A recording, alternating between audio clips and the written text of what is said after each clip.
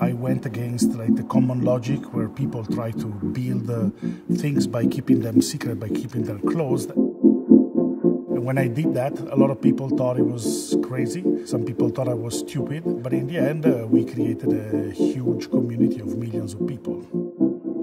For me, what's important, not the technology itself, but the impact it has on people's life. And so I try to create tools that enable this, change.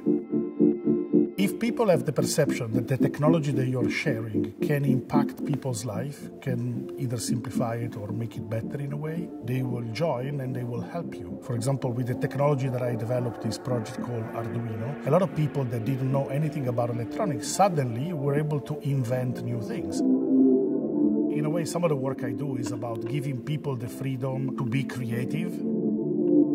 What was complicated before now becomes simple, and it improves everyday people's life.